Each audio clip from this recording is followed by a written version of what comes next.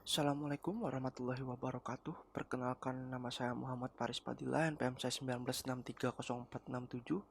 Di sini saya akan menjelaskan tentang OSI layer. Apa itu OSI layer? Open System Interconnection atau yang biasa disebut OSI layer adalah model referensi yang diciptakan dari sebuah kerangka yang bersifat konseptual. Namun, saat ini telah berkembang dan menjadi sebuah standarisasi khusus berkaitan dengan koneksi komputer.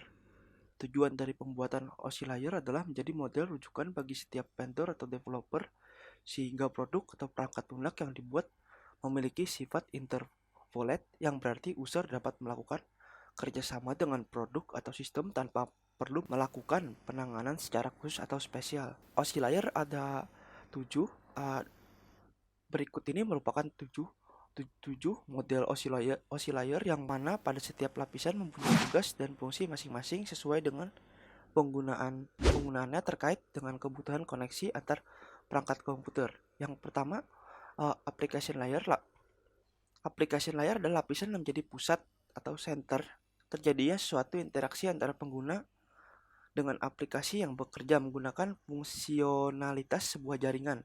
Selain itu juga mempunyai fungsi untuk melakukan konfigurasi mengenai bagaimana cara aplikasi dapat bekerja menggunakan resource jaringan, dan kemudian dapat memberikan pesan saat terjadi sebuah kesalahan pada proses pengaturan jaringan. Contoh beberapa service dan protokol yang berada pada application layer adalah HTTP, SMTP, FTP, dan lain-lain.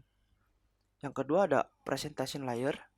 Lapisan yang keenam adalah presentation layer, di mana mempunyai fungsi untuk mentranslasikan format data yang akan ditransmisikan oleh aplikasi melalui jaringan ke dalam format yang dapat ditransmisikan oleh sebuah jaringan.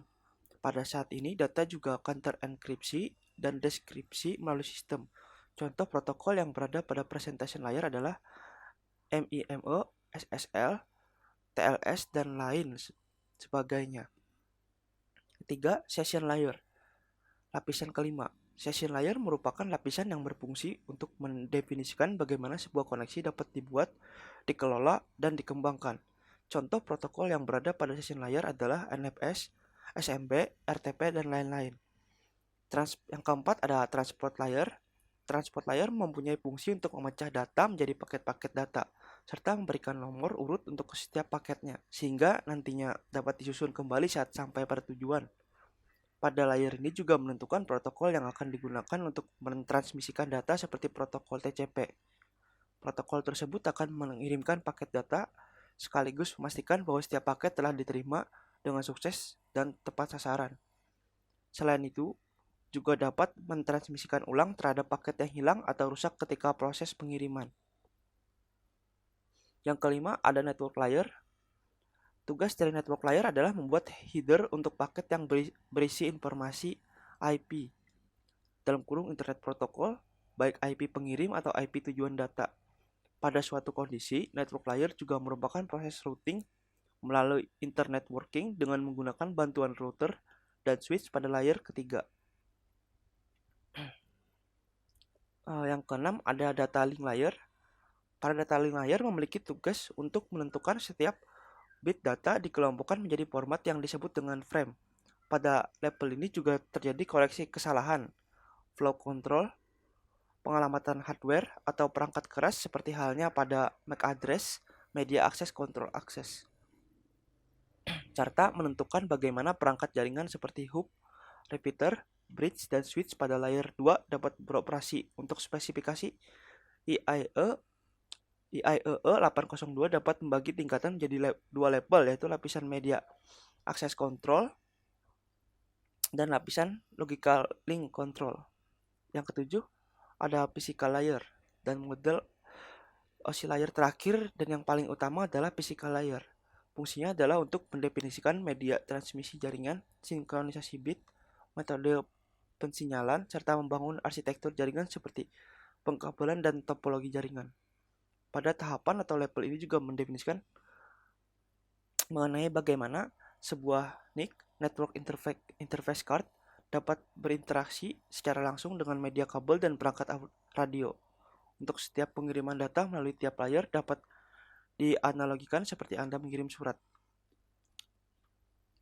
Cara kerja OSI layer, untuk memahami cara kerja dari OSI layer sendiri, kita dapat membayangkan dengan tahapan dalam mengirim surat. Agar surat sampai kepada penerima dengan baik dan tepat, maka harus melewati berbagai tahapan pengiriman sesuai dengan prosedur yang telah ditetapkan sebelumnya. Berikut ini merupakan beberapa penjelasan mengenai cara kerja OSI layer. Yang pertama, application layer akan mengirimkan data yang dikirim pengguna kepada perangkat komputer penerima data. Yang kedua, pada presentation layer terjadi konversi email menjadi sebuah format jaringan. Yang ketiga, pada session layer akan membentuk sesi perjalanan data hingga seluruh proses pengiriman data selesai dilaksanakan. Yang keempat, di dalam transport layer, pengirim melakukan pemecahan data, kemudian data tersebut dikumpulkan pada transport layer penerima. Yang kelima, network layer membuat sebuah alamat sehingga dapat menuntut dan mengarahkan data hingga sampai pada tujuan yang benar. Selanjutnya, di dalam data link layer akan dilakukan pembentukan data menjadi bentuk frame serta alamat fisik. Dan pada lapisan utama, tepatnya physical layer, data akan dikirim melalui medium atau bisa disebut juga dengan perantara jaringan menuju lapisan transport penerima. Dan langkah yang terakhir, alur jalannya proses akan berbalik dari physical layer menuju application layer, nantinya akan mengarah pada jaringan komputer penerima. Mungkin sekian saja presentasi dari saya. Salah hilap mohon maaf. Wassalamualaikum warahmatullahi wabarakatuh.